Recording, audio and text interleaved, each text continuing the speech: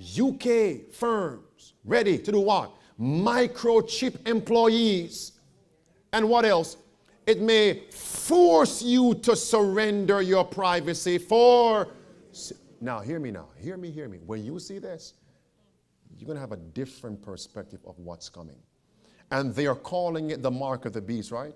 But we know it's not the mark of the beast, but it is connected to it. Watch this. Listen carefully. Again and again, God says, take your family away from where?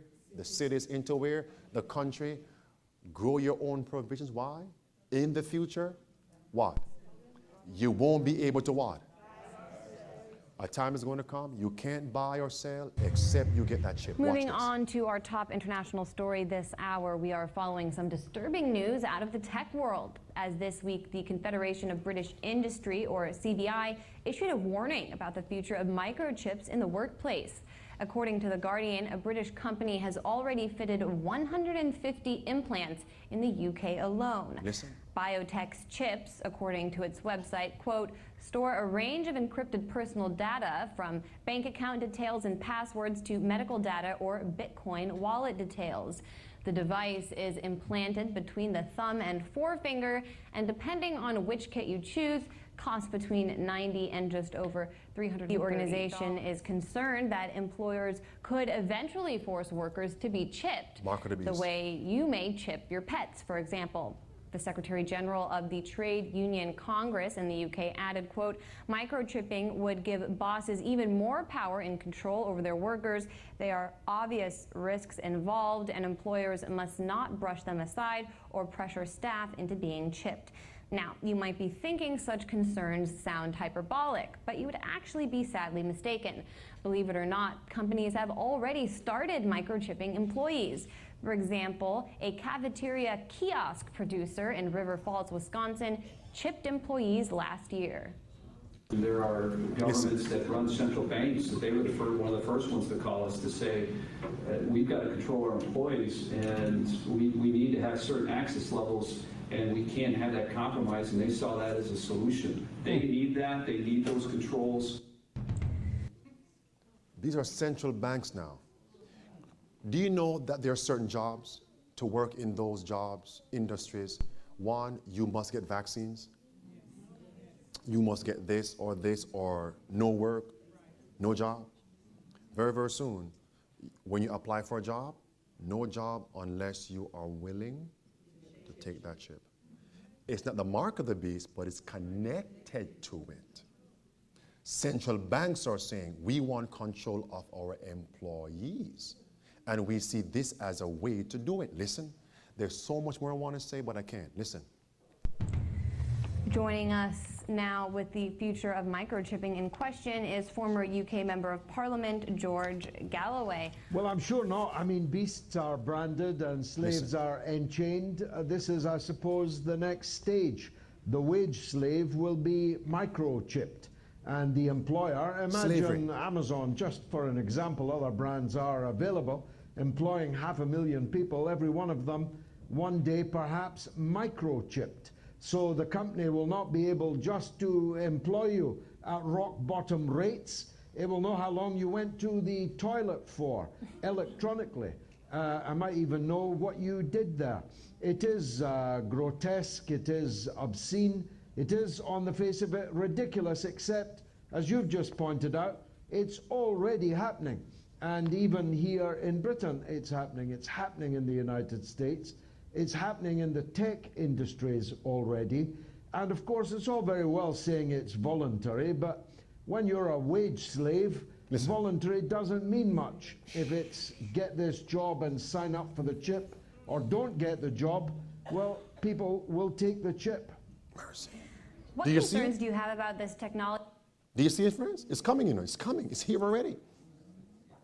Don't forget what you're hearing now, because I want to flip this later on. Listen. A British company is helping employers to microchip their staff. November 12th. Biotech says it has already fitted 150 implants in the UK, which enable people to open doors or even start a car with a wave of their hand. But trade unions are warning that bosses already have too much power and employees should not be pressured into being chipped. It might sound a bit sci-fi, but some companies promise a future where you can open doors, pay for your dinner, or even clear customs using microchips implanted in your hand.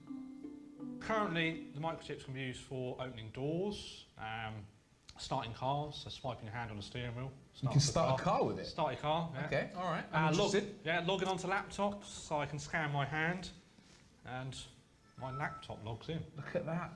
And future technology for this is contactless payments, passports, whole variety of different technologies could be integrated into the chip. Don't forget that. You can use implants to buy some train tickets in Sweden, and at least one company in the US has given staff the option to access the building and pay for meals using them. Couple of years, several thousand people have had these little rice grain-sized microchips put into their hands, which contain information that they can use to, say, check into the gym or get into the office or pay for train tickets, right? So on the one hand, everyone can appreciate that that's convenient, right? How many times have you been looking for your key fob at the gym or can't remember your password for something?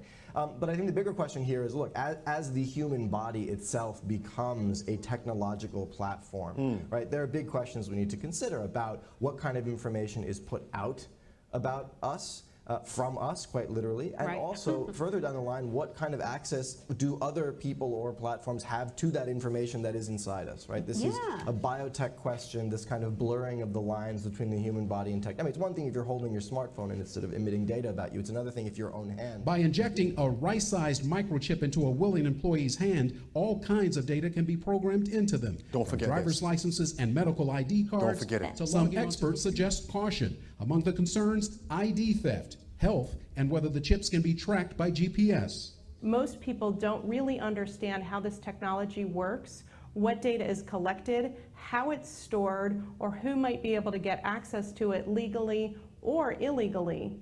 3 Square says their employees cannot be tracked by satellite. Melissa Timmons was skeptical, but is now chipped. Yeah, right now it's only to buy a candy bar and get in our building, but there's a lot more that's going to be coming with it. Retailers can track me on my phone to see if they can get me to buy some socks or underwear. It's a different thing if my employer can see where I am, see what I'm doing when I'm off the job.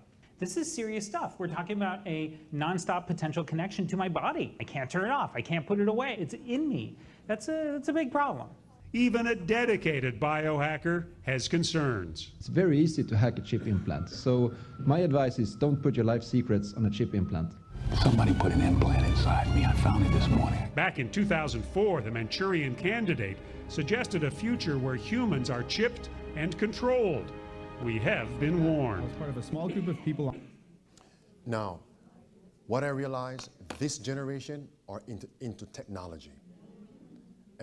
Everything that makes things more convenient and easy access. So the more young people get into this thing here, it becomes normalized across the board. Watch. Don't forget this. People on Earth pushing the boundaries of what it means to be human. And within minutes, I was meeting with their tech team to get my chip programmed. I guess what you're saying, to sort of put it in layman's terms, if I wouldn't need to take this out until we live in that futuristic world where everything's wireless, cash is gone, autonomous vehicles take us everywhere, and I'm just beeping my way through my day. Really, probably you'd never have to take it out, and this is what we think is going to propel us into that next stage in life, the cashless society like they're doing overseas already. This would facilitate that because you wouldn't need to carry any cards or cash. Everything would literally be stored. What ends up happening in a lot of situations with technology, and you can even point to any of the major tech companies that you interact with on a daily basis, they start off wanting data for one reason and end up using it for many other reasons. And so that switch of what your expectations are, is a little different when you are using a device or service where you ostensibly have an ability to walk away from it. And when you have something implanted in your body, of course, that we did this honestly initially just for fun because that's what a technology company does. And often when you start with something, you end with something completely different. And that's the case here. We started with a simple little chip, and now it's evolved into a whole nother business, which we're in development right now of an actual chip that will be powered by the human body, the heat, and it'll have GPS tracking capabilities along with voice recognition. Yeah, experts say it won't be. I mean, that's the actual, I mean, what's going through your mind right now, friends? Really, they're just a visible sign of something that's Listen. already here. Because you don't need a microchip to be tracked on London's tube network. You just need one of these. Every time you tap in, you're being tracked. Every time your phone pings off the Wi-Fi inside, that's tracking you too. If you use one of these bikes, that's tracking you. And so is everything in the so-called smart city. The sci-fi dystopia we're also worried about is actually already here. Venezuela is rolling out a new ID card manufactured in China that can track, that can reward, and that can punish its citizens. Let's watch. Venezuela is rolling out a new smart card ID known as, come on, Hispanics, come on, help me out. Sanchez, help me out here. Angelica, thank you. Or, what is it called in blue words? Wait a minute. The card is called Fatherland card? What comes to your mind? Fatherland. Fatherland. What? Okay, father, motherland. That's good. Fatherland. Nazi Germany. You know when after September 11, 2001, when we came out, America, with the Patriot Act, and then we invented the Homeland Security. I said, that's fatherland. Here it is, my friends. February 22nd, Washington Post, Germany, German village, votes to keep this bell with the inscription. What is the inscription? Everything of the fatherland, Adolf Hitler. Come back here. All right. What is this card? Blue words, second line. The ID transmits data about card holders to government computer servers. Could that be on the new driver's license coming out now? Could it be a chip inside there too? I must ask a question first. All right. And is increasingly linked to what now? Subsidized food. What does that mean? You get the food from the government. So how can we escape this? Move to the countries where you can grow your own provision. For in the future, the problem of buying and selling will be a serious one. All right.